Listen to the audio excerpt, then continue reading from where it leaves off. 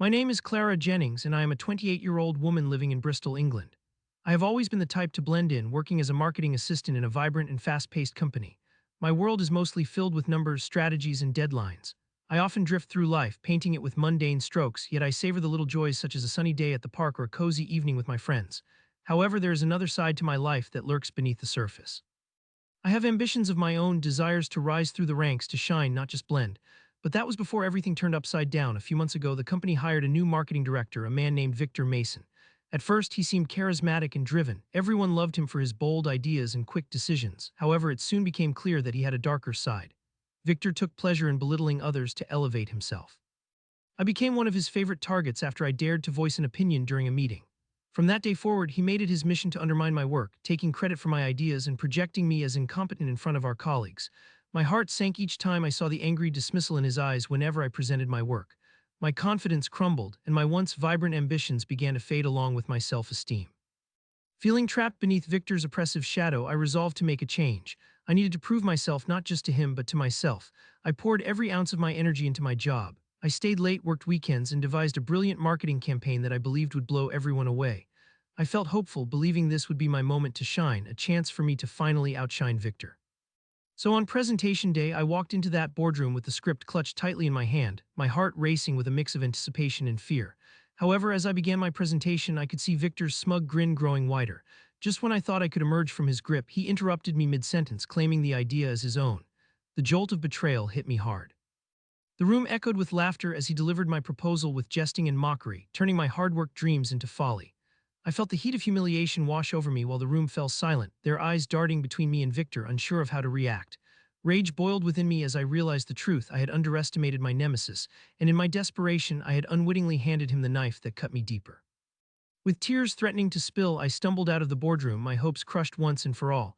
I had to do something, anything to reclaim my power. I began plotting.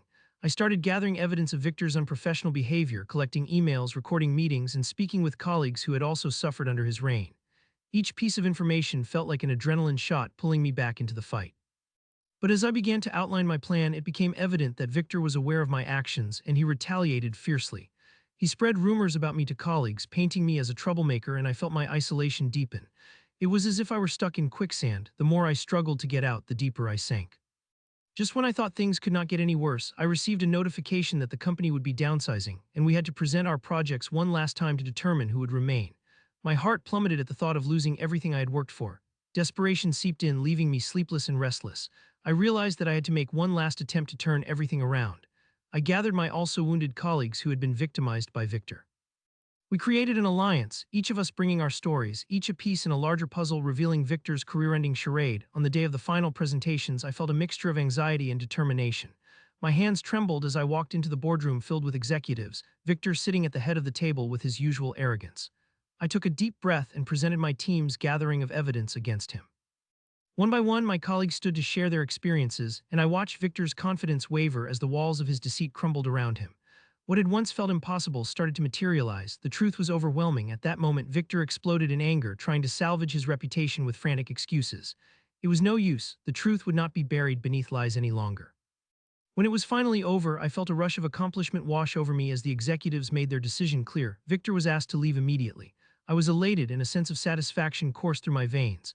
I had taken a stand for myself and my colleagues. The weight of the world lifted, a new chapter began, and the office atmosphere shifted into something bright and collaborative. Afterward, I felt forever changed. I had finally found my voice, a voice that not only spoke for me but empowered others who felt unheard. I was promoted to a senior marketing role soon after, something I had yearned for. My ambitions sparkled anew, fueled with the empowerment of my triumph, an unexpected twist in this journey. The respect I had long sought came from my willingness to stand firm in the face of adversity. My once quiet life had morphed into something vibrant and fulfilling. I had laid my past struggles to rest, and in that process I rediscovered Clara Jennings, the woman who would never again blend into the shadows.